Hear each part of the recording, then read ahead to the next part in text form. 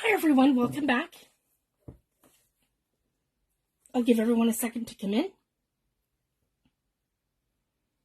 I'm just going to load our video and our comments. Perfect, I'm in the right spot.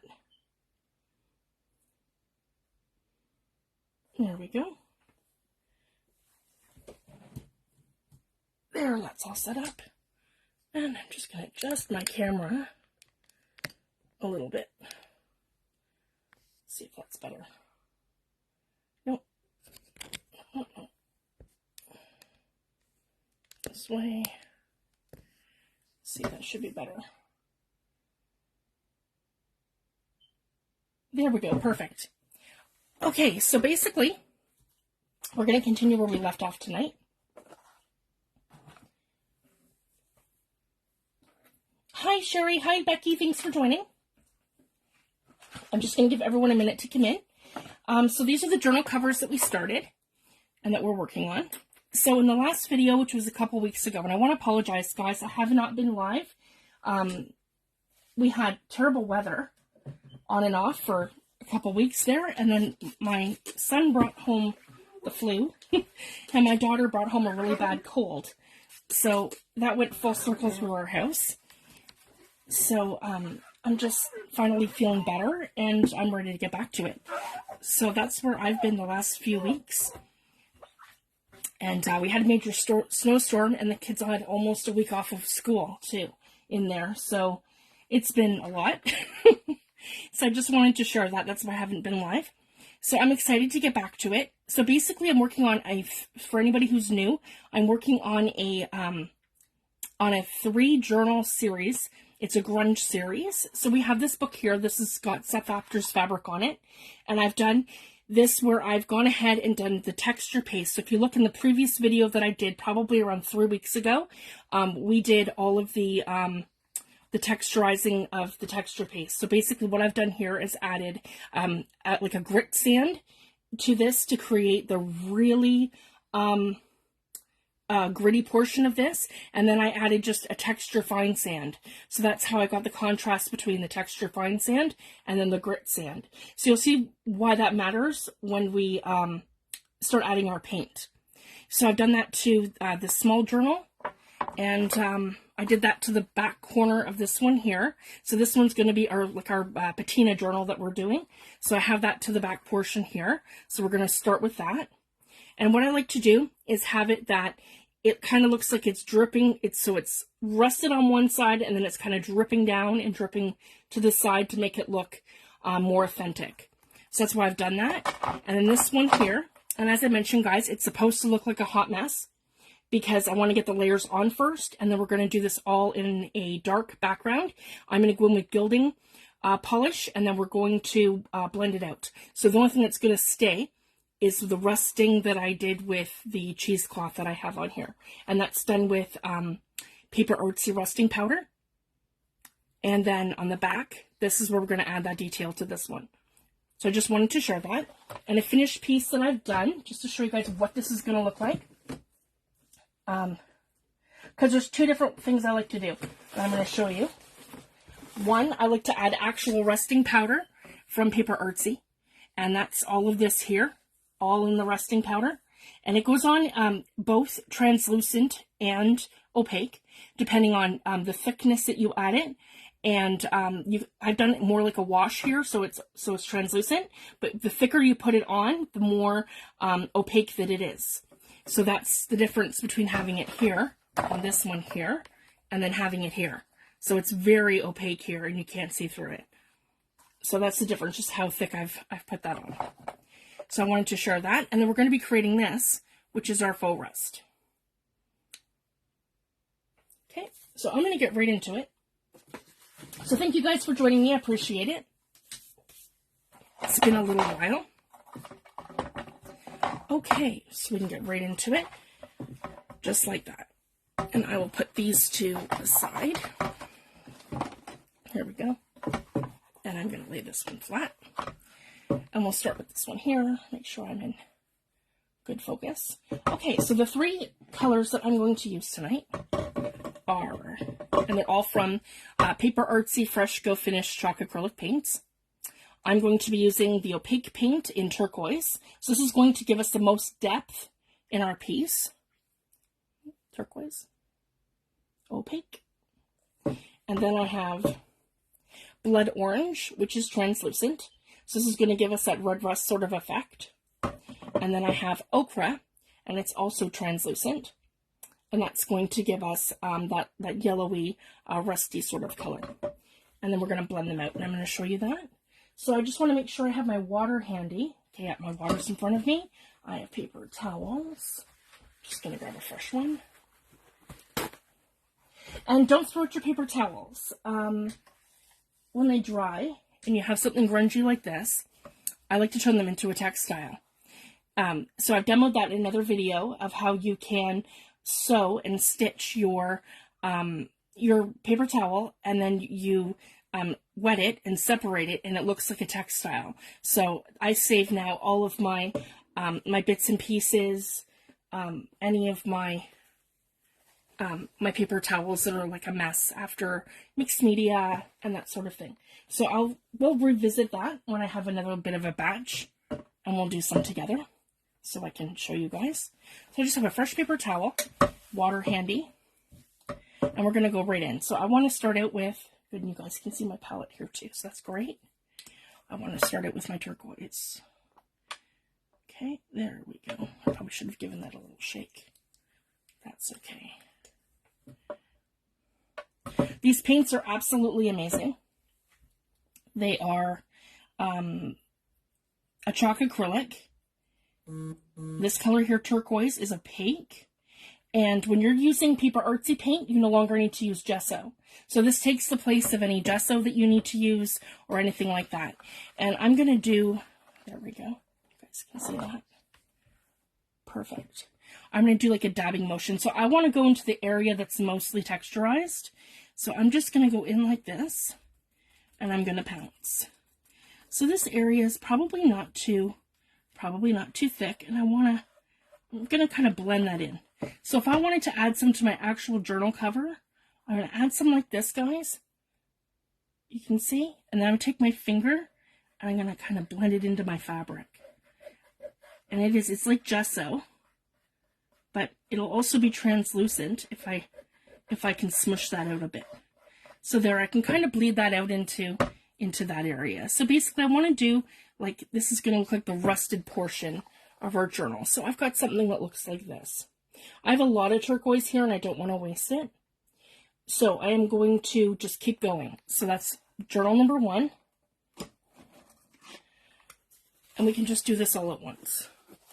Okay, journal number 2. So again, I'm doing the most texturized area, and I'm just going to pounce. So I'm getting in all the nooks and crannies. And I'm not using a brush that I love. I'm just using one of my brushes that I like to use for, I have this one aside, which is, see, it's a bit thicker, guys, because it's a round brush, so it is a watercolor brush. But what I've done is use this just specifically for this technique with my rusting powders and my my paints for doing this technique. So I do have a brush that I've specifically used just for this. So I just wanted to share that. I'm not wrecking one of my good watercolor brushes. This is one that I don't worry so much about. Okay, so I have the large area here now that I've done in turquoise. Just like that. And I just want to make sure, if you guys can see, that I have dabbed it exactly where I want it in all the little nooks and crannies. And then what I can do too, and I didn't show that with the other one because it's fabric, but this one here, I'm just going to give my edges a touch up, because I want that to have the effect like it's going right off the journal. And it'll be like that with all the areas. Okay, so that's journal number 2. I'm just going to put that one in front of me. And then journal number 3 is here. And we're going to come in and do the same thing.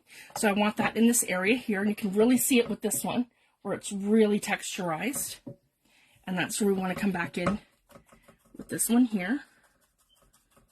Pounce. And I'm going in right like that, where I have it the most texturized. Right in here. Okay, here we go.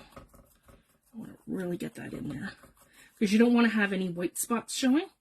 And I don't mind, I'm going to go right into this line. And it stops there, but it goes down just a little bit because I like to do that on purpose, where I'm adding a little bit of that extra color there. And I like to do one color at a time initially. There, and I've pretty much used up my paint, so I'm happy with that. Just drag it across. That's a little bit more texturized here. Okay, so essentially you just want to make sure that your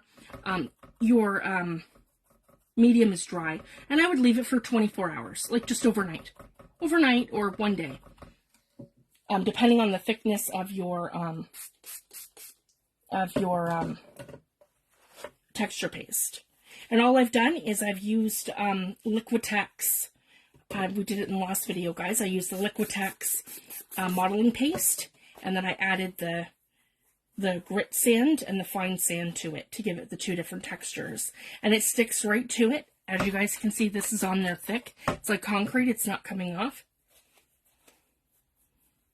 So you don't have to worry about it flaking off or not being permanent. So I just wanted to share that. Here we go. I'm just going to go in and I'm going to wipe up that so I don't stick my arm in it. Now I want to come in with the next color, which is blood orange, which gives me this like mahogany sort of red color. And this one is translucent.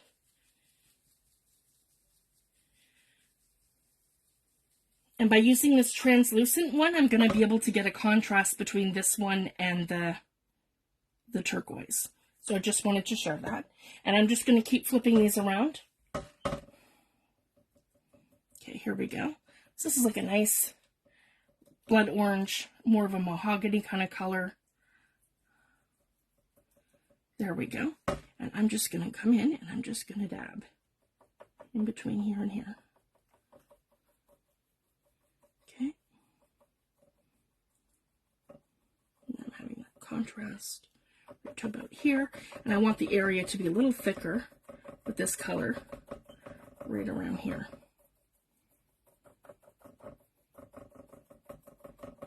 Okay. And I'm just dabbing, making sure I have all of my areas done. And I just give that a little bit of contrast where I'm kind of blending it between here and the turquoise. I prefer to do this when everything's wet, but if it's not, it's no big deal. Okay, and I have a good area here. Okay, so I want to leave some of the, and I would probably come right down to here too, because that's really texturized. So essentially what I want to do is have it, that little bit of area that's done with the sand, be ready for the next step, and have the majority of the area where you see the most texture, where you have the thicker granules. That's where you want to add the darker colors, your reds, your blues, because that's going to give you the more rusted effect. And then where it tapers off, which is the ochre. So I just wanted to share that, which is your like less rusted portion. Okay, next journal. I'm just going to keep swapping these out. So we have this so far for this one. And we're going to do all three covers at once. Here we go. And we have this one here, which is our sort of grungy steampunk journal. And I'm just going to come right in and push that up a bit like this so you guys can see better. There we go. Okay, and I'm just going to come right in like this. And again, I'm pouncing, making sure I have a good contrast between these two. Pouncing motion, and I like how I've done that in here where I can kind of just add it right in there like that. And there's no right or wrong. I like the pouncing motion, and like a back and forth sort of motion where I can get every bit of that texture paste. So not only am I creating like a stippled effect from the actual paint itself when it goes on, but I'm getting all this texture from that texture paste that I have underneath. So if you guys can see, it does look very rusted based on the amount of texture coming through. So I just wanted to share that. So that's the next one. There we go. Okay. And then, yeah, right here. Okay. And our final one here. And this one's not a big area. I'm just going to come in right along here. Just like this. This one's just meant to be a very small area.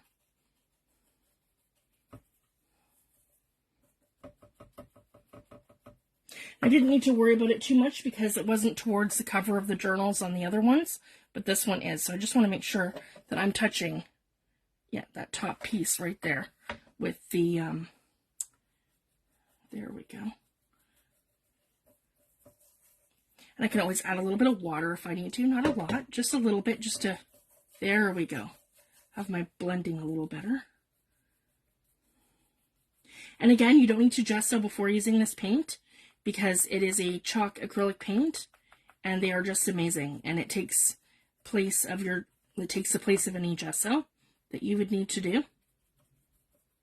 And it has full coverage, even the ones that are translucent. You guys can see that. Okay, now we're going to come right in with the ochre.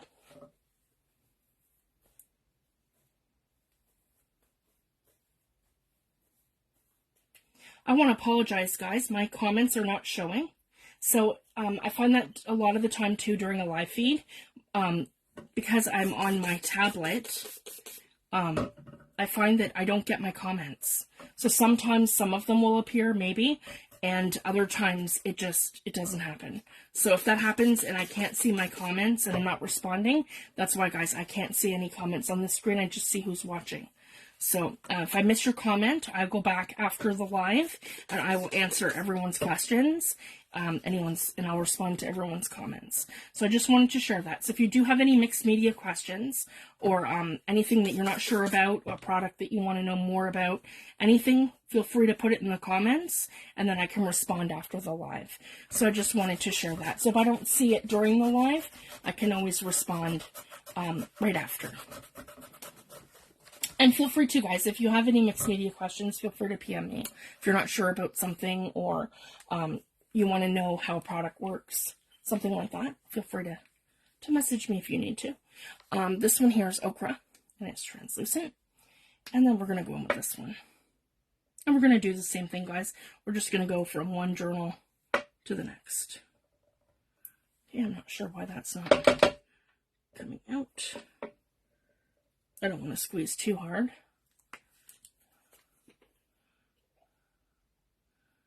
I might have just a little paint clot. That happens. It's super damp where I live, so things do happen. That happens to my products sometimes.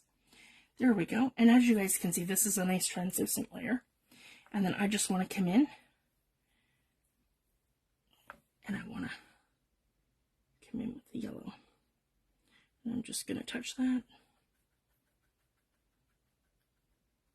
And the wonderful thing too, if I can show you guys, as we apply this, so even if I get this on my cover and I dab my fabric with it, as you guys can see, you can still see my fabric and my layers underneath it. So anytime that I have this translucent paint going over anything, whether it be text, stamping, other fabrics, or anything like that, you're going to see the layers underneath. So it's a lot of fun. So that's the other reason why I chose the ochre and the fact that it's translucent for this layer. Here we go. And then once I have my layer down, because see, it kind of looks like a hot mess right now, guys, because I haven't blended anything yet. So now I want to take my ochre and go right into this. So I'm going to do a flicking motion like this, if you guys can see that, where I'm blending my, just like that, if you guys can see, I am blending my ochre into my red. See? And that is game changing, if you guys can see that. So this is now created like an even tone between the yellow ochre and the blood orange. And it really looks rusty. And I'm going to do the same thing, guys. So now on my brush, I have yellow ochre and I have the mahogany. Because as soon as you add water to this, guys, it reactivates your paint. And I'm just going to go in. So you guys can see I got something that's kind of muddy here. somewhere between the ochre and that. And then I'm going to do like a flicking motion like this very lightly, guys, into the blue. And this is going to essentially, if you guys can see that, it's going to pull and it's going to push. So it kind of dulls it and makes it muddy looking. And this is how I create faux rust for my journal covers. There we go. And this just, it doesn't take away from the turquoise, but it dilutes it enough and mixes it enough that it looks rusty. So that is how I create faux rust with my PaperArtsy paints. And then the other fun thing that you can do is, and I'll do that, because once you come in and you add some of the actual rusting powder, you will see how it contrasts, and then it looks like it could be part of it. So we'll do that one next as well. So we're going to hop right into this one, the next one. Just want to make sure you guys can see. I'm just going to stand this one up so we're not contaminating. There we go. And then you guys can see what I'm doing. So same thing, I'm coming in with ochre.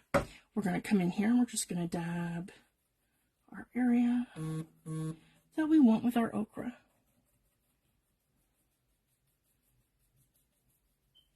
Here we go. And I'm going to just touch this. And you don't have to worry, your PaperArtsy paint will cover any area that you dab it to. And I want to show you what that other area looks like when it has a little bit of PaperArtsy paint on it. So I can show you the contrast. So I want to make sure I have my ochre. And as you can see, I've kept these separate, where I'm actually applying the ochre, and then I have a little spot where I've mixed it. Okay, so there we go. This is where we've gone ahead and we've added it.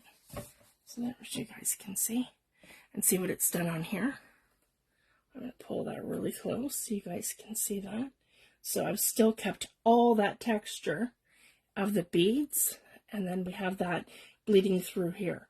So when I add that, it's going to be, I'm going to be able to create the perfect combination between my rust here and whatever I decide to put in the background over here. So it's super fun. Hi Joan, thanks for joining. Then we're going to take our ochre and we're going to go back in, same way I just showed you guys. So we're going to create a blend between the blood orange and the ochre. So just by going like back and forth, just like this, right along the line. Because basically we want to create a contrast so that we're not looking at stark blood orange, the red, and the stark ochre. But we do want some there. But we basically want to create like a blend in between them. Just makes it blend in a little better. Okay, and then I'm going to, again, mix that up here. Add a little bit of water, just so I have something a little less intense. There we go. And then I'm going to go into the blue, and I'm going to do the same thing here. And I'm going to go back and forth between the red and the blue. Just like that. And I'm going to drag the red into the blue. And how we have this, we have the blue mostly dry, so we're not creating mud. So now when I drag that orange over top of the blue, I'm just dulling out the blue. I'm not creating mud, if that makes sense. So then we have something like that. So then when we look at the back cover, it looks like that. So we have our mostly texturized area here where the rust is, and so it looks like it's super rusted, and then it gets into the texture of where it's slightly rusted. And I could probably even just make something that looks more faux, so it's a little bit thinner here. Have it come all the way down. There we go. So then that stops at a certain point, and then there we go. So it's like that. So you can kind of play with it and do whatever feels right. And it doesn't matter. I'll have this translucent layer. So see, even if I decided, guys, to drag the ochre down a little bit, you can do that too. I'm going to have a complete contrast, and then whatever I do here will blend up into that. So that's essentially how I'm going to do that. So it's just a lot of fun. So I wanted to come live tonight and show you guys all this. And then here's our last one here. So I have my mixed one here, and then my ochre here. Okay, and we're gonna go right in. We're gonna do, I need a little bit more. I'm just gonna, I've got a blob there. Just don't want to add too much. Whoops. That's okay, I can always do a little pull on a small gel plate or something. Okay, here we go. And this is dry here, but that's still wet. So that's what we want. So that's why I like to do the blues all first, with whatever project we're doing. In this case, I'm doing 3 at once. You'd probably usually do 1 at once, right? So you do the blue first, let it dry for about 5 minutes, and then you set up your other colors, and then do your red, and then the ochre. And then it's easier to blend these 2 colors together. And then when you're blending it over top of the blue's already dry, so you're not creating mud. Because you're going to get purple if you blend your yellow and red into your blue. And we don't want that. Okay, I'm going to come back over here into the watered mix and add that. And again, I'm using a brush I don't care about, so I can do the stippling effect too. Okay, and I'm just going to create that contrast now. Here we go. Between orange and red. Here we go.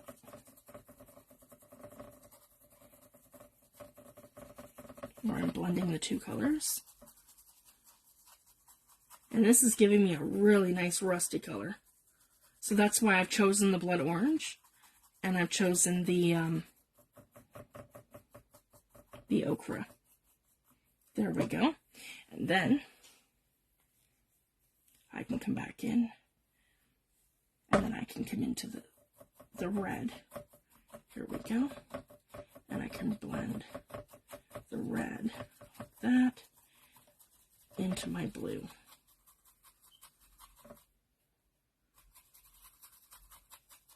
Where I'm dragging that up, and it's dulling my blue a little bit, so my blue looks diluted. And I don't want it too much, just in all the crevices, like in there. There we go.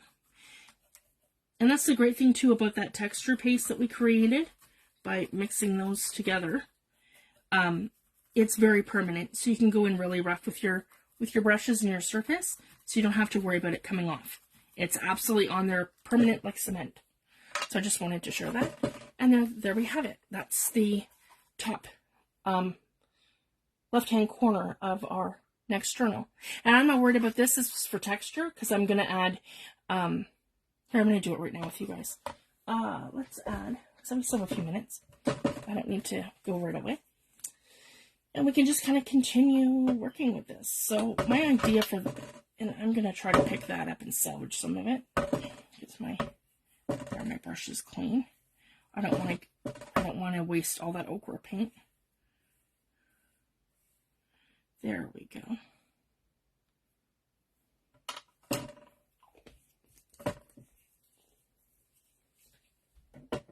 I order all my PaperArtsy products from the Paper Ink Boutique. They're located in Calgary. So it's great, guys. It's a Canadian company. And they ship in Canada. Free shipping anywhere when your orders are over $125 Canadian. So it's great. It's all in Canadian funds. I don't have to worry about border taxes and all that stuff. So I order with them every month. And they do carry a lot of stuff. They carry Tim Holtz products. They carry PaperArtsy, they carry All and Create, they carry all kinds of stuff. So they do have a great selection, 49 and Market, a lot of the scrapbooking brands. So if you're, into making scrapbooks or journals or anything, really, cards, anything, they carry a lot of products for stamping and everything. So I can't recommend them enough. And then I do order from Stuff Aftershop, what I can't get in Canada. So those are the two most common places I shop. And then I wanted to share something too, guys. I do buy stuff on Amazon and I compare prices, because that's the other thing too. We pay a fortune for stuff in Canada. These are usually $15 for one set. And I found these today on Amazon for $7.49. And they are for a 2 set of Tim Holtz Baroque frames. So these are amazing for your journal covers. So I bought 3 packages today. So again, guys, check Amazon for your ephemera packs and your ideology bits and things. And sometimes you'll find sales. And yeah, I can't recommend that enough. So that is one thing I purchased this weekend over, this week over Amazon. So I just wanted to share that. And I have another Ink and Paper Boutique order coming, and I'm going to order that this week when it comes. So I'm super excited. Okay, I'm looking for, I believe it's called Squid Ink, and it should be here. Let's see. So I've moved these. My stuff after should be right here in front of me. Yep. Nope. Inky Pool. Sorry, guys. That one I'm looking. Nope. That's blue. Sorry, guys. I'm looking for one that's more of a not double denim. Where are you? Midnight. Sorry, guys. I should have been a little bit more prepared with this. Mud Splats Brown. I guess it's safflower, I'm sure. It's called Squid Ink. There it is, Squid Ink. It's dark. Yeah. This Mud Splats Brown is too dark. Okay, here we go. That's what I wanted for the rest of that. And it is opaque. So I'm going to water it down. And this is the great thing too. You can water them down so they're more of a wash. Here we go. That's perfect. So this is nice and dark. This is kind of like an eggplant sort of mixed with brown.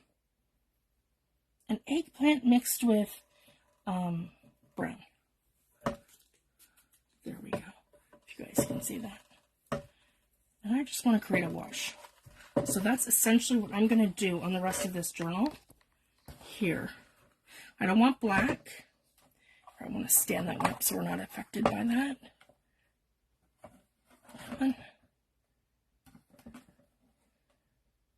There we go. Those will stand up perfectly.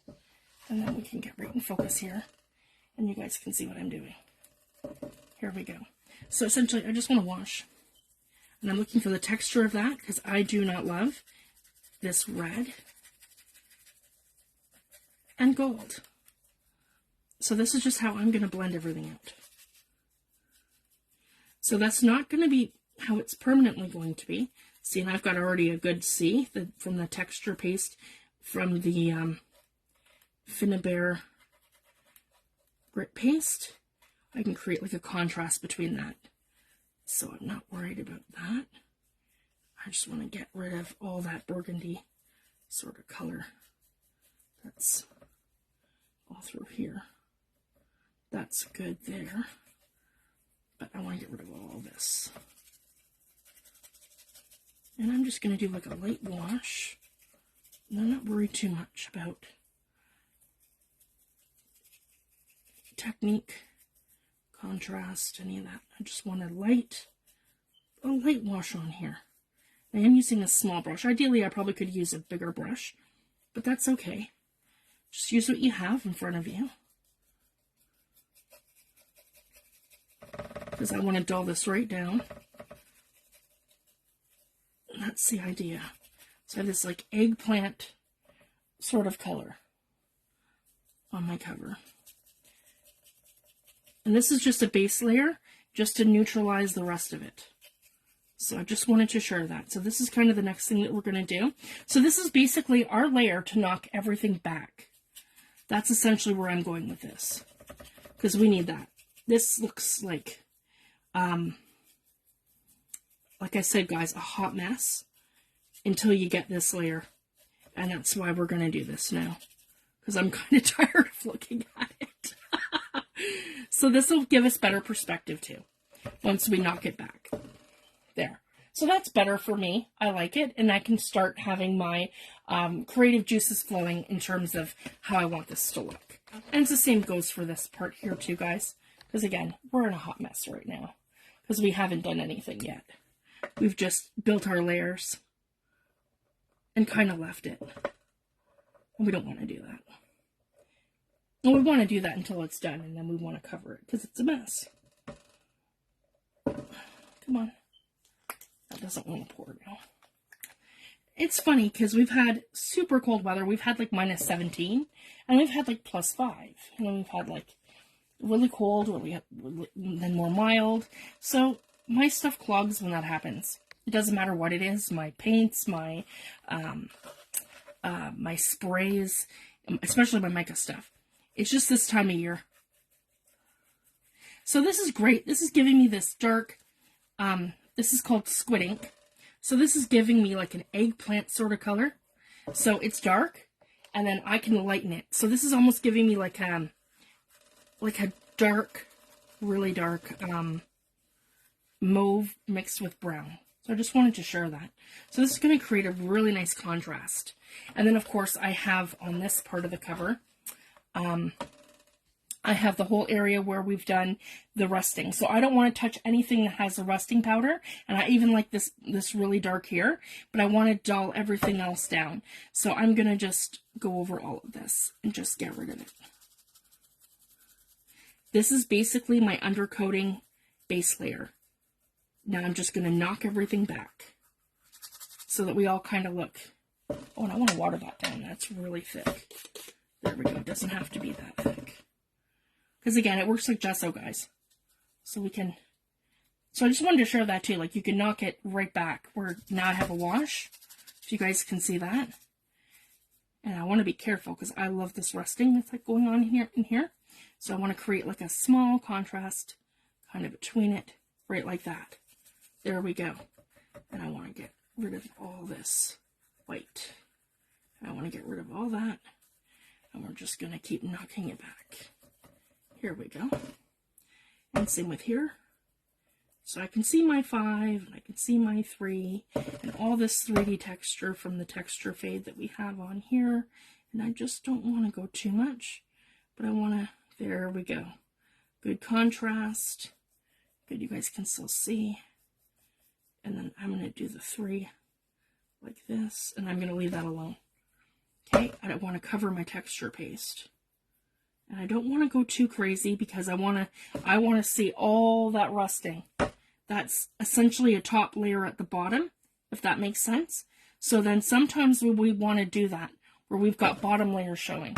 So I've kind of planned that out in advance, where I've decided where I want my rusting stuff to show. But then we are going to cover a portion of it on our top layers. So you guys will see as we keep building this. So I wanted to at least get this part of it, this one here, done tonight. Just to show you guys, because once we knock this back, it's going to look a lot better, and then we can start figuring out where to go next, and then I'll show you guys more what my vision is for this too. And all that stark white with the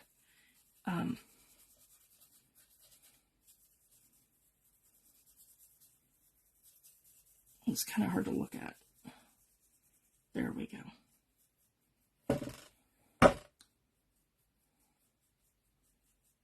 There we go. And I'm just blending that right in. Okay, and we're going to turn this way so I can get in here easier. There we go. I can tilt that up and move it up forward for you guys so you can see. There we go. That's better. And then I just want to lightly hit this. So again, for when you're doing fabric, you want to water it down a little bit more, just so it seeps into the pores of the fabric, into the, that's not the right word. And so it seeps into the, like the fibers. There we go, guys. The fibers of the fabric. Here we go. Essentially, I don't want to see any white spots. And that's kind of what I'm going for. There we go. I can move some stuff around if I need to. I have a few white spots here. Okay, there we go. And then I can do this whole area here.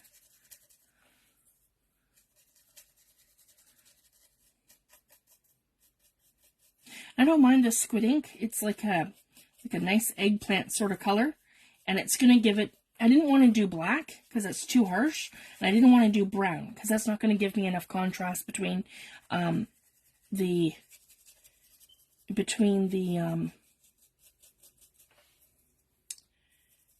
rust and what the next layers are going to be. And partial of this is going to be covered, and then some of it you will see.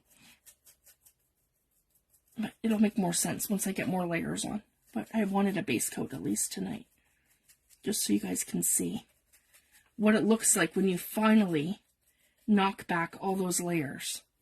So essentially that's what it was, guys, just building the texture of things. And use very little paint. And that's the other great thing too. Just need a little bit, and then it goes a very long way. And then I want to come right in here and do all of this.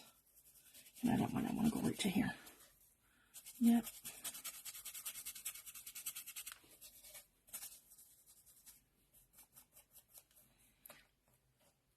There we go. And that's already dry on that side. A little bit more water. And the water reactivates your paint. So this really great eggplant sort of color. There we go. I can add more rusting powder and other things in here too. I just wanted to knock this all back. And sometimes you need to do that too to get the right perspective of things. Because I know that wasn't happening for me when it's all uneven and not. Yeah. So essentially we look like this now, guys. And we just need to let it dry. So I've knocked it all back. And then I can add in my texture paste and my different things as we go forward. So I built up my base layers, and then I have now added our faux rust, which our rust will all stay the same because it's perfect the way it is. That's what we've done tonight with our rust, and then we've knocked this all back, so all we see is our textures. And then we can think about what the next layers are going to be. I want to add some ideology and some ephemera to the front, and I want to do some gilding paste and bring some stuff out with further paint contrast. And I'm going to achieve that with a small gel plate, and I'll show you guys that in the next video once this is all dry. So I just wanted to share that. I'm not too worried about this one. This one's going to be our patina journal. So basically this one's going to have mostly blues and copper. So I just wanted to share that. And I'm thinking we're going to do a blue in the next one, and then we can get that drying. Because essentially I'd want this all to be sort of done at the same time, and then we can do our signatures and get all of our pages into our book, and then we can start the ephemera. So I just wanted to share that. So I'm going to leave it at that, guys. Thank you so much for joining me tonight, and I'll be back on Wednesday, hopefully this week, pending the weather. And if everything goes as planned, I'll be back on Wednesday, and we can continue with our journal series. So thank you guys so much. Have a fabulous weekend, and I'm going to be launching a new digital kit hopefully this week. So that's kind of my game plan. I have the core pages finished. I just have to finish up the ephemera pieces and the